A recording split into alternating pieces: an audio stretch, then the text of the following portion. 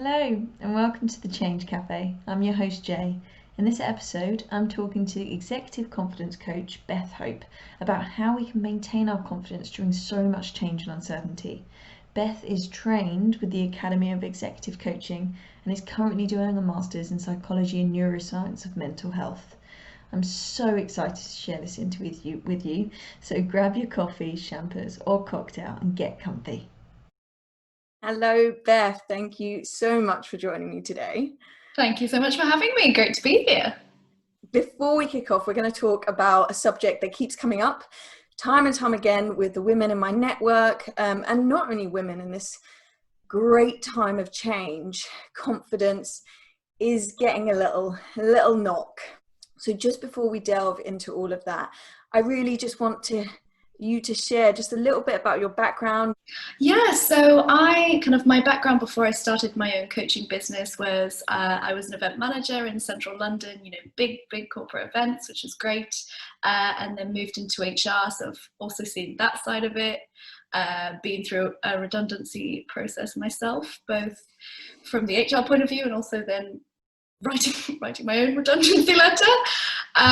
So yeah, change and everything like that, it comes, and I think all of that experience led me to starting my own business, actually facing personal stuff, professional stuff, and how those actually linked.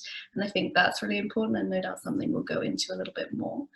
And so I've built up my authentic confidence from a place that was broken to now, and just seen the impacts that's had throughout my professional and personal life. So something I really believe in, love helping people to do the same.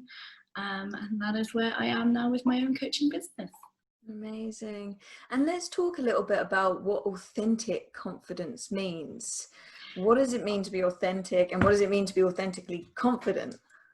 So I think this is something, the word confidence, just like success, happiness, resilience, all these other words that we use a lot, we kind of ban them around here, there and everywhere without taking the time to think what it is for us. And so the authentic confidence, and the reason why I really focus on that is all of us are different. All of us have our own strengths. And it's about how do we bring that to the forefront and actually realize that that's a strength. So, if I talk to people and they're like, oh, I'm quite a quiet person, I'm not like that confident person in the office who speaks all the time and is loud and blah, blah, blah. And you're like why, you're someone who likes to think things through, have that little reflection moment in your head. Amazing. How can we bring that out to benefit you even more? And so that's why it's really around that authenticity. You shouldn't being confident isn't putting on an act and thinking you've got to be one thing. It's about how can you be in touch with yourself, know that whatever happens, the life's ups and downs, it's okay. You can deal with it, that it keeps on moving, you will get through it, the tunnel ends. And that's authentic confidence to me. It's knowing whatever happens, you will be okay. Things don't work out, you're still going to be okay, because you learn, you grow, you refocus, you engage, you're keeping going to your values, your fulfillment, what you believe in, rather than trying to conform and be perfect, another word that gets banded around all the time. Oh yeah. And this, I really connect with that, like the label that we've attached, or the meaning we've attached to confidence. Yeah. We've given it this very narrow meaning of that person, as you said, the extrovert, the person that's out there, able to, very assertive and confident in decision making. We've attached that label to it. And actually, when I ask questions like, when have you felt most confident? People come back to that when I feel like I could be myself, when I feel comfortable or in my element. These are all different things to different people. They mean different things. Yeah, exactly. And I think it's also remembering confidence isn't the absence of fear. It's actually confidence. True, authentic confidence is having that fear, doing something that challenges you, that pushes you, that you're a bit like, oh no, can I really do this? Is it going to be okay? And actually going, right, taking a step back and assessing the situation. Is this fear founded? Is it is there something that it is okay to, you know, to feel and all of that, but also how can I push through it safely, obviously, given whatever's going on, but how can I face into that and know that it's okay to be scared, but actually I'm going to try. If it doesn't work, all right, I come back, I reassess, I regroup, I learn. You can't fail, you can learn and grow. And trust me, if we didn't mess up, things didn't go wrong, we didn't fail, we would never learn, grow, keep moving, because the whole of life is transient. It's, you know, the world changes, big things happen that we have no control over whatsoever. So it's coming back, what can you control? Okay, I can control myself. Maybe this opportunity scares me a little bit. Maybe this time scares me a little bit, but I can control myself, and all I can do is one small step today that feeds into my bigger goals and where I'm going. Yeah. And that's that authenticity. Amazing. And I think often people don't make that connection between the fear connection, that potentially their lack of confidence in the way they see it, that there's something underneath that. There's a fear that they haven't kind of looked at.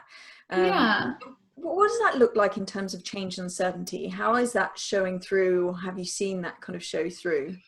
I think that kind of that fear, especially in a world of ambiguity, comes out as people suddenly building all these barriers around themselves, around what they can't do. And it's, you know, speaking in front of 20 people or managing a team scares me, therefore I can't do it. Well, have you tried? You know, when was the last time? And it's also kind of coming back and giving yourself the time to look at the evidence. And this is really important, because this side of us can be really illogical, and it's kind of that emotional side that flares up, ties a lot to anxiety, increase in stress. And if we actually just take the time to come back and write down, and literally I mean like pen and paper, write down. So if you have something at the top, I can't public speak, something like that, you know, I'm rubbish, I'll never be able to public speak, therefore I can't progress in my career. And, you know, write down that illogical thought, and then have 2 columns, for and against. So you're becoming judge and jury of your own inner critic. And you think about times that you've spoken, maybe just one-on-one to friends, or done something like this, or, you know, been in a meeting and participated and put forward an idea, and maybe that got, you know, taken forward. And actually, if you start to think around these things logically, build up that evidence. Oh, you know, at my last review, my manager said, oh, really well done for that presentation to the client, it went really well. And you've completely forgotten that because maybe the next one didn't go so well. And so that blanks out every other good thing that you've ever done in your life. So, you know, it's actually writing these things down. And then when you look at your paper in front of you, rework that thought. So maybe it's, you know, presentations do scare me, but what I need to do is make sure I'm thoroughly prepared. And for me, being prepared is taking an hour, you know, 2 days before or whatever, and writing down my key points, rehearsing it a little bit in my head, but then taking the time just before to actually calm, do some breathing, visualize it going well, and then going into it. So it's just these little tricks, if you like, and really trying to look at that fear element of, what is this fear really? Yeah. And I think also, often people have this perception of confident people, or confidence, in that, okay, if I do this, then I'll feel more confident, or once I've got to this position, I feel confident. And it's this constant, for me personally, it's a constant battle, practice. Yeah, exactly. And I think the way I explain a lot of this and go through it with my clients is around mental fitness. Okay. So we're really quite good now at understanding physical fitness, and understanding, for example, if you've never exercised in your life and then you try and run a marathon, that's going to be very hard. You may not be able to do it, and you'll get super out of breath, right? But what do? You know, you've got these like Couch to 5K apps, and what do? They do a little bit every day, build it up, small consistency. So then you get to 5K, then you get to 10K, then you can get to that. You still get out of breath. You still find it hard. I know, I'm very much into fitness and I love that. But I know if, for example, I haven't slept as well the night before, I find that spin class a little bit harder than if I've had a great night's sleep and all those things. So it's kind of taking into account that you're building up your mental fitness. But even so, you're working out mentally every day. You're doing this mentally every day. There's still other factors like sleep, nutrition, and actual physical exercise that also impact. So maybe today's a day you get a little bit out of breath quicker than you normally would. That's fine. You take it back, you keep going, you do those little exercises mentally, you come back fitter the next day. It's practice, it's consistency, small steps, and trust the process. Absolutely. I think this conversation is reminding me of a client recently who came to me and said, she doesn't, especially when it comes to applying for jobs, but she doesn't feel comfortable looking at a job description where she hasn't done something before. Yeah. She's only ever comfortable doing the things that she's done before. And it's this view of confidence that every time you're going to do something new, you're going to not have confidence in it. And getting past that being new point is something we have to practice. Exactly. And, picking up on what that client says, everything she's done now that she's done before, there was a time when she hadn't done it. You don't pop out into this world having, managed 10 people, done a presentation, done a job interview, all of these things. There was a time in your life when you had done none of that. And, and I think that's really important to remember, is because we're getting, it's that stretch zone, not that trauma zone when it's too much, too big, and not that, but we're in our challenge, our stretch zone. So it's these incremental steps. And I think that's something that is really easy to forget, that suddenly we have to go from like 0 to 60 and 0 to 100, like just like that. We have to walk in and be like, yes, I can do it. It's okay to not. Little steps, like maybe the role you're currently in, you're managing 5 people. Okay, what happens if we took that to 6 or 7? How can you build up these little things? Because everything we haven't done before at some point. Mm-hmm. So it's just that small little step. Absolutely. And I think you can speak from experience on this one around redundancy and some of the people that are on furlough at the moment. How, from your experience and as a coach, how can people regain a bit of the confidence that they've lost, or maintain that confidence when everything feels a bit dire right now, Yeah, no, it is a difficult space. I think fundamentally, and I really, really believe this from my own experience and also having seen other people go through redundancies, is it's always worked out better for them. Yeah. And I know that can be, obviously this depends a lot on individual circumstances. So I don't want to make light of people that are in, very difficult places.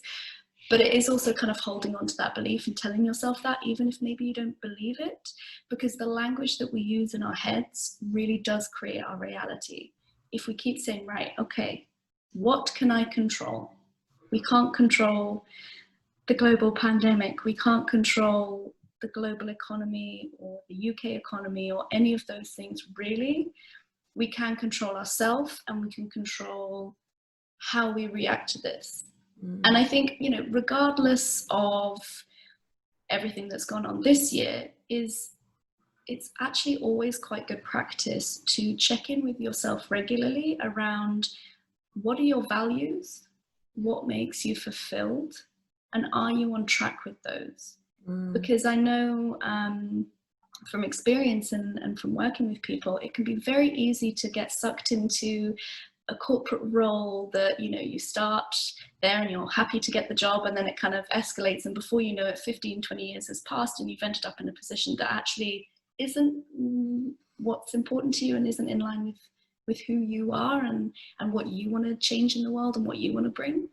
So I think it's one of those things of whether you're currently on furlough, whether you're going through a redundancy consultation period, or whether you think your job is safe, you know, whatever you're in, actually take that moment and write down, what are your 3 key values? Mm-hmm. Or like, our brain works really well in patterns of 3. So try and really melt that down to just 3 key values. What brings you fulfillment? What makes you want to get up in the morning? What change do you want to bring within yourself, your community, and a wider community? And then think, actually, if there was no barriers in the world at all, because as I said previously, we build a lot of these barriers mentally, and actually if we take time to reflect, they don't exist. But it's, if we take all of that away, and I always, the kind of the way I pose it to my clients is, if a miracle happened overnight and everything in your life was perfect, not a word I like using, but in this time I will make the exception, everything was just how it would be. Talk me through Monday. Literally talk me through it. What time are you getting up? When you get up, what do you do? Then what do you do? Then what do you do? Then what do you do? And actually plan, go through the day. And then Tuesday, Wednesday, Thursday, Friday, Saturday, Sunday. What do those look like? Is it a 9 to 5, Monday to Friday? Is it actually doing, you know, working maybe in a shop 2 days a week, volunteering for a day and doing something else, you know, having more of that kind of self-employed portfolio? Is it whatever you want to be, going to retrain as a teaching assistant, as a nurse? You know, if you take away those barriers around what qualifications or experience you've already had, and actually think, right, wipe the slate clean, what actually do I want? And then you start adding the other layers back in. So, okay, maybe I want to go retrain as a nurse and volunteer in Oxfam. Okay, to do that, I need this, right? How does that look financially? How does that look in terms of qualifications? Actually, what experiences do I have, and how can I transfer that? So taking, you know, your client who said they were uncomfortable trying new things, I would guarantee that actually probably looking at a job description, a lot of what she has already done is transferable to the new job description, but we really have to get into that gritty, that like nitty gritty, and challenge ourselves to write down the everyday things that we do, the big things that we do, and how can we transfer them. But really like give yourself the time to do that piece. It's your life. You are the sole planet of your existence in this moment, and you can control that. So what do you want? Mm-hmm. And that really speaks to me, because I think we can limit ourselves to only what we've seen and what we've experienced.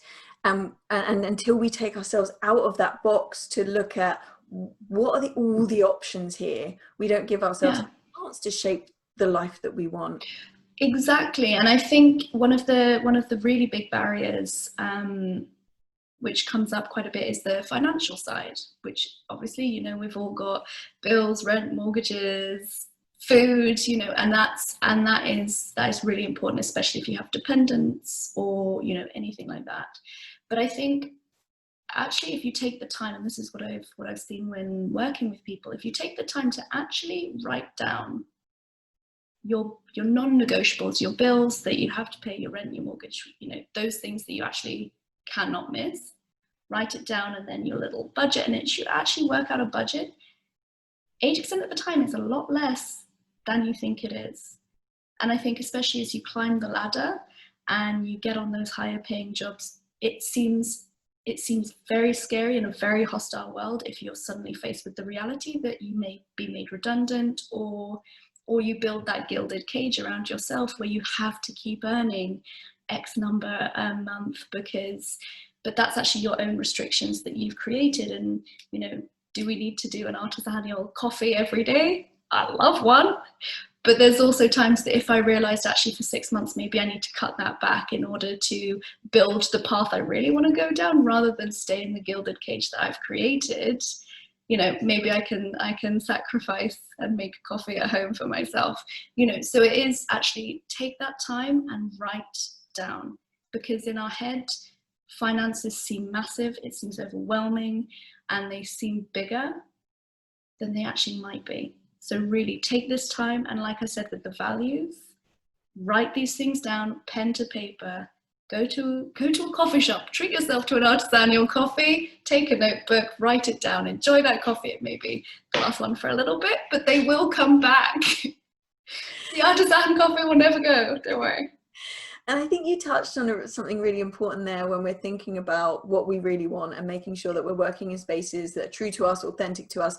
But what are we willing to sacrifice? You know, Exactly. sometimes we don't ask that question. And sacrifice sounds like quite an extreme thing and we instantly resist it. But often when we want to change our situation from where it is now, we need to know what we want and what we're willing to give up. Yes. Because we can't do everything, right? No, and so a really good little nugget to keep in your head is the phrase, a yes to A is a no to B. So what is B? And it's a decision-making technique that I use quite a lot, because we make decisions endlessly without realizing it. So let's say you've got to work late on a Friday.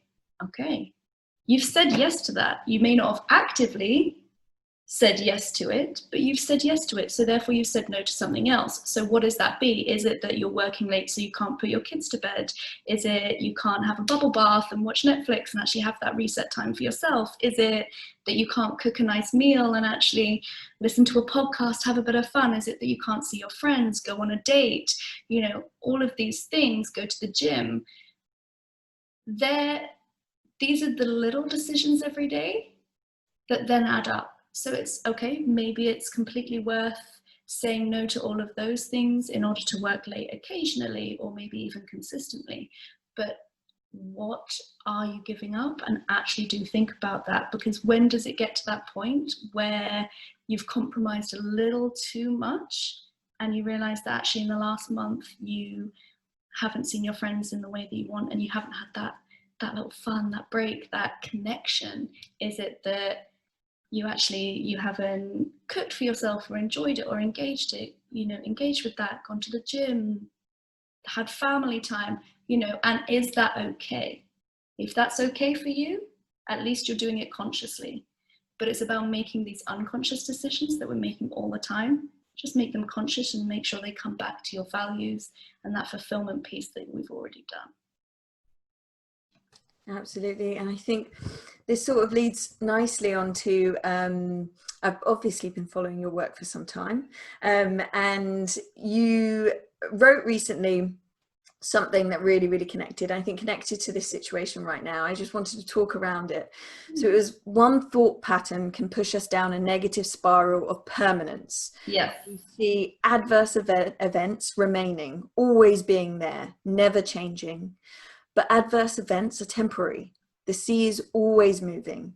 Waves pass, even the massive, all-consuming ones. Yes, the permanence mindset is really, so we have a lot of negative automatic thinking patterns, and this one is quite easy to pick up on because it will use the words always, never, quite a lot. Or for example, say you make a little mistake at work. Oh, I'm a rubbish lawyer, I'm a rubbish doctor, I'm a rubbish manager. And it's that, everything, and it will always be the way. Oh, I can't manage people. Oh no, I can't, I can never do a speaking event. I can never do a job interview. I'm really bad at job interviews. I'm always going to be bad at job interviews.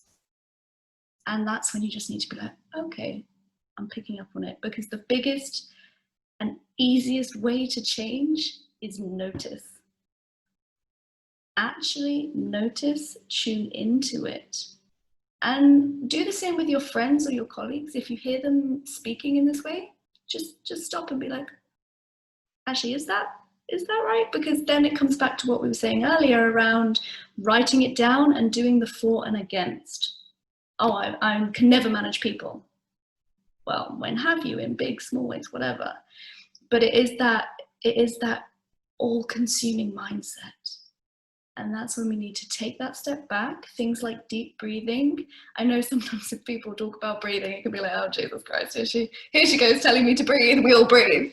But actually, if we, so with deep breathing, if you inhale for 4, hold for 2 and exhale for 8. So your exhale is twice as long as your inhale. That actually activates the parasympathetic nervous system, calms down that fight, flight, anxiety, and just helps that physiology, it helps your biology give you the space mentally to just take that little pause. Take that second. And then, okay, maybe now is a terrifying time. Maybe the last job interview didn't go well. Maybe I've already sent 20 applications and I have heard nothing, because that is unfortunately very common. People just don't come back to you. It sucks, but you just have to let it slide. Water off a duck's back, you know, just, you can't control it. What you can control is yourself. Send another application. You read that job description and you think, oh, I haven't done that and that and that. Okay, but what have you done? How can you tailor your experience? Just send it off. There's no harm, you know, you can't achieve something if you don't try for it. Maybe it doesn't work, then you're in exactly where you were, but at least you gave it a go. Absolutely. So for you, Beth, in what way does, and this is a leading question, in what way does vulnerability for you connect with this confidence piece and this authenticity piece? I think they're all interlinked, right? I always think confidence, resilience, success, happiness, vulnerability, they're twiddled together and bound. And I think it's that thing of, when you can authentically be confident, you can be vulnerable. And maybe it's scary. It's scary to be vulnerable, but great, you do it, you push through it, and you realize that actually it was quite a good thing. And it opens up. And I think one of these things is around clear communication. And that's a really great way to kind of tie all this together, is when it comes to this time, or any time, if you need support, ask. But also, don't be afraid to tell people how you need support, because it can be really tough when, you know, your friends, your family, people that love you think they're helping and maybe say things that really don't help. But it's coming from the best intentions with them, but maybe actually all you need to say is, look, I'm having a very stressful time at the moment, you know, job uncertainty, it seems overwhelming. All I need from you is just to talk with you and just give me a hug at the end. I don't need you to try and fix it. I don't need you to try and solve it. I just need you to listen. That also takes off a massive weight on the other person, because, you know, it can also be quite stressful to have someone come to you and you feel like, oh my God, I need to fix everything and make it all better because I love them so much. So actually just communicating that vulnerability and saying, I need this. I just need you to listen, have a hug, cup of tea, and maybe, you know, we'll talk about the latest trashy TV on Netflix afterwards to like bubble up again, you know, whatever it is, honest, clear communication. What's the worst that can happen if you try? Oh, definitely. I think sometimes people think about like confidence and vulnerability being like mutually exclusive, you know, but actually for me, vulnerability completely led to confidence, you know, being more vulnerable in myself, being more authentic in that allowed me to be more confident. Exactly. I think, you know, to be honest, I think all of these things that we parcel out are all one and the same. It's about knowing who you are, what you bring, what impact you want to make, taking care of yourself, being able to clearly communicate that. And you know, that honest communication is really important. And it comes to the same, you know, if we're talking around redundancies and job interviews and things like that, is also remember that when you're being the interviewee, you're assessing them as much as they're assessing you. And I think that's something, you know, it's that vulnerability piece of, actually, yeah, you can be vulnerable if you want to assess them. You don't want to go out of the frying pan into the fire and into a situation where you've tried to be really, inverted commas, strong, and yes, no, I'll do everything, it looks all great, la la la la la, and not gone, actually, what I need from a manager, or what I need to be successful in this role for the first 3 months is XYZ. Is that something you will provide? You know, I would like training and development on this area because maybe that's something I want to improve on. You know, is that an option? I want to do a marketing qualification is that?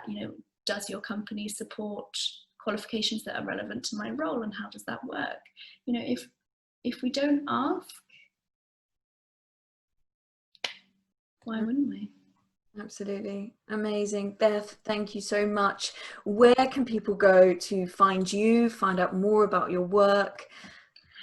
So on LinkedIn, I am Beth Hope. My website is andhope.co.uk, and on Instagram, which you read out the lovely permanence caption, is andhope life coaching. Amazing. Thank you so much for your time. Thank you for joining us today. And I'll see you soon. Definitely. Thank you so much for having me. It's been great. Take care, everyone.